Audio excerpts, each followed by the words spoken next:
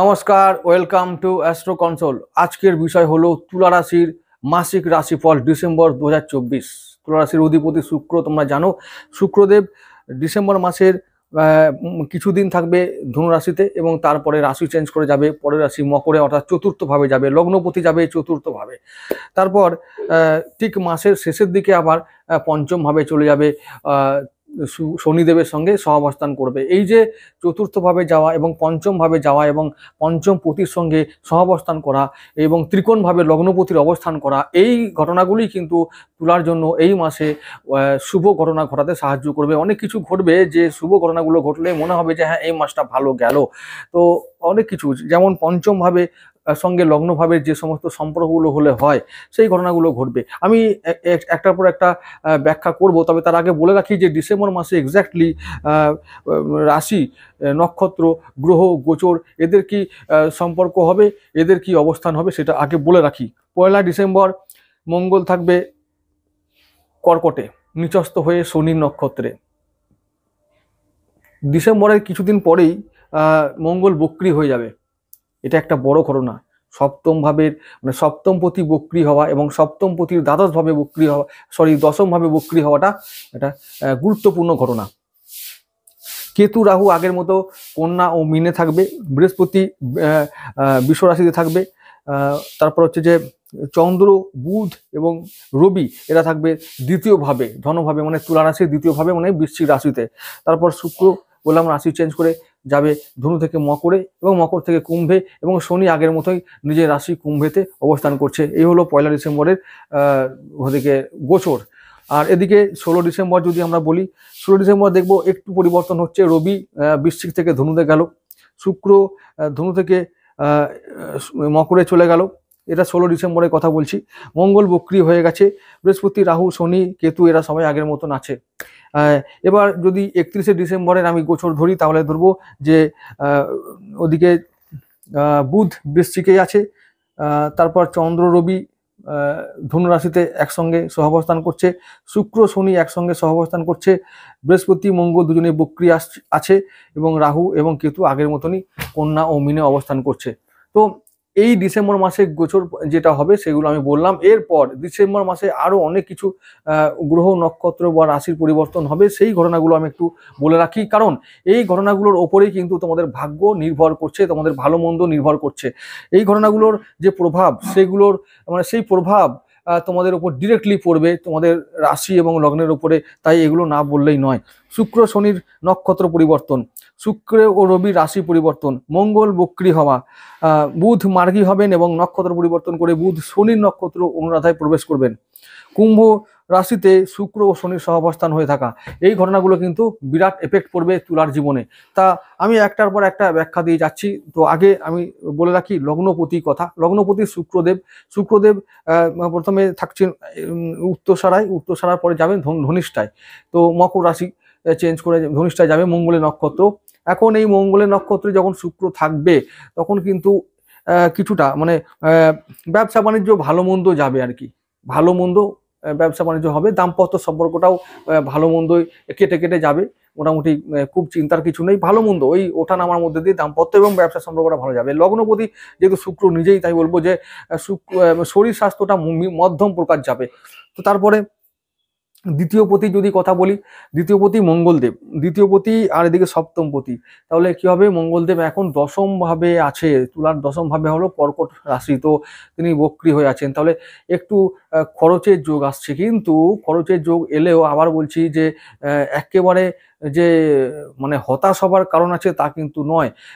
মঙ্গল এখন শনির নক্ষত্রে আছে, তাই মঙ্গলকে, অর্থাৎ আমরা যদি সঞ্চয় করতে চাই তো আমরা সঞ্চয় করতে পারি, আর যদি আমরা কিছু ট্যাকটিক্স বা কৌশল অবলম্বন করি।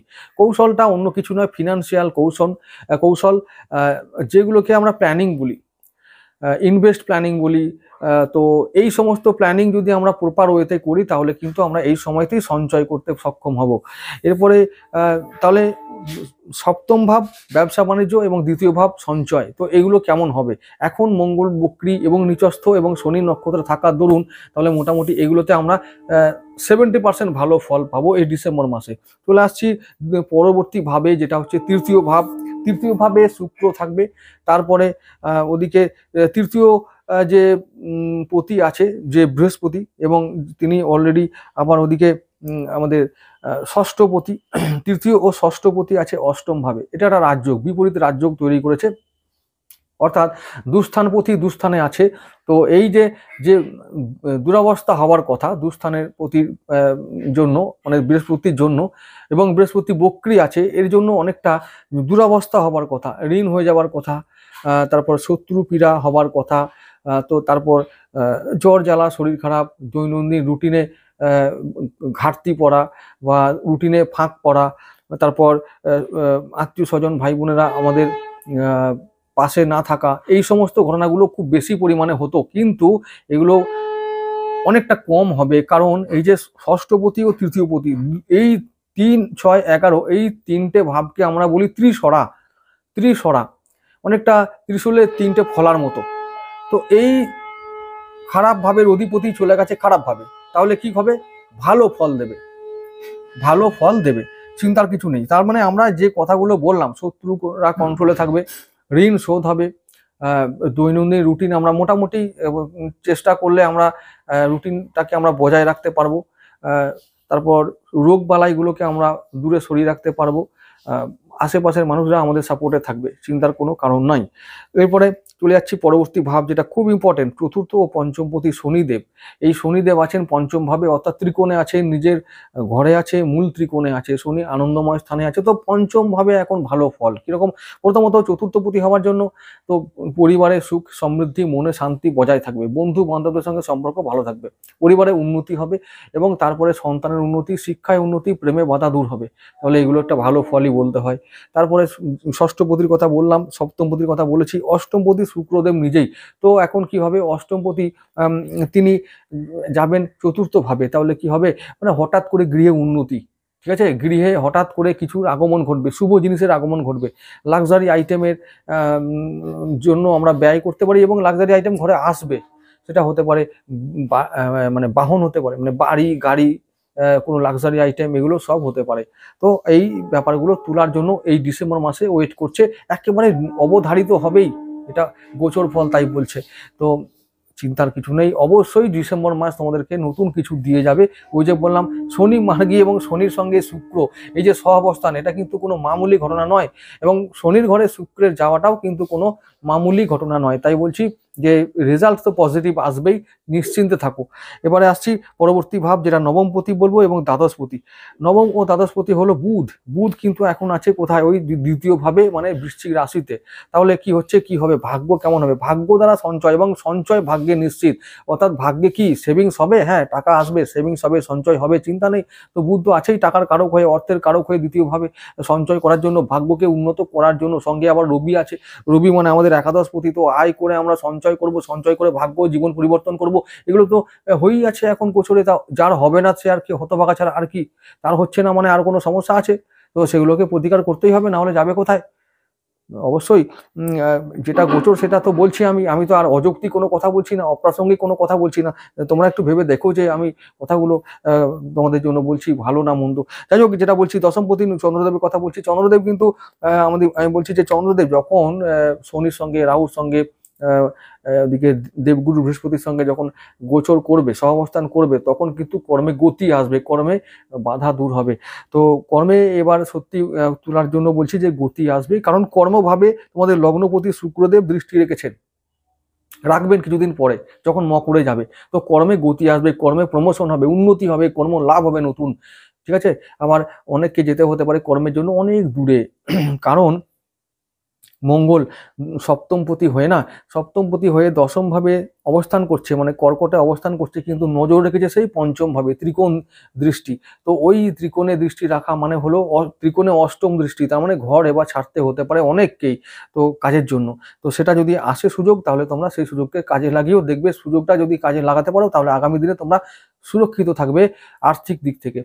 চলে আসছি একাদশপতি রবির কথায়। রবিদেব কিন্তু প্রথমে থাকবে, মানে ডিসেম্বরে কিছুদিন থাকবে বৃশ্চিকে, তারপর যাবে ধনুতে। তো ধনুতে যখন যাবে তখন কি হবে, তৃতীয় ভাব, মানে এখন একাদশপতি মানে আয় করে সঞ্চয় করতে পারছি, কিন্তু ওদিকে যখন তৃতীয় ভাবে যাবে তখন কিন্তু একটু ট্রাবল হবে, একটু স্ট্রাগল করতে হবে। যেমন কোন কোন বিষয়, রবি যদি থাকে মূলায়, তো কেতু যখন মূলায় থাকবে না রবি, তাহলে কি হবে, খরচা বাড়বে। তাহলে সেই সময় আয় ব্যয়ে নিয়ন্ত্রণ রাখতে হবে। তাহলে কেউ যদি বলে থাকো যে সেই সময় আবার ইনকাম হবে না, আবার উল্টে খরচা বাড়বে, তাহলে কি হবে, তখন ওই রবির দ্বারা মানহানি হতে পারে, আহ, রোজগারে বা আয় উন্নতিতে বাধা আসতে পারে। রবি কিন্তু এই মাসে শেষের দিকে কিন্তু একটু কষ্ট দিতে পারে, আয় ইনকামে একটু সমস্যা আসতে পারে। তো এই জায়গাটা যদি আমরা বাদ দিই, তাহলে কিন্তু দেখতে পাবো যে সঞ্চয়, ঋণ শোধ, শত্রু দমন, সন্তান শিক্ষা, বিদ্যা, ওদিকে আমাদের বিবাহ, দাম্পত্য, ব্যবসা, শরীর স্বাস্থ্য সব কিছু ভালো থাকবে। শুধুমাত্র ইনকামটা একটু কম হবে শেষের দিকে, তবে সেটাকে কভার আপ করা যায় যদি আমরা আমরা ধারণ করতে পারি একটা আহ, হিরে শুক্রের জন্য। আর যদি না পারি তাহলে অবশ্যই তার যে বিকল্প সাদা জারকন সেটা ধারণ করতে পারি। আর যদি তাও না পারি তাহলে কি করব, ব্যবসা করলে গণেশ রুদ্রাক্ষ। আর যদি তোমরা যদি মনে করো যে না শুক্র এবং শনি দুজনকেই ভালো রাখবো, তাহলে কি করতে হবে, 7 মুখী রুদ্রাক্ষ, আর না হলে 10 মুখী রুদ্রাক্ষ তোমরা করতে পারো ধারণ। তাহলে এই ধারণ যে কোনো একটা তোমরা করতে পারো। এইগুলো ধারণ করলে, যে কোনো একটা ধারণ করলে তোমাদের এই যে হচ্ছে না, গোচরে ভালো ফল আসছে, এই হচ্ছে না আমার, বাধা আসছে, ব্লক হচ্ছে, এইগুলো দূর হবে। তোমরা ভালো থাকবে তখন, চিন্তা নেই। মানে বাধা অনেক সময় থাকে বিভিন্ন দিক থেকে, অদৃশ্য বাধা থাকে, তো সেইগুলো দূর হবে রুদ্রাক্ষ ধারণ করলে।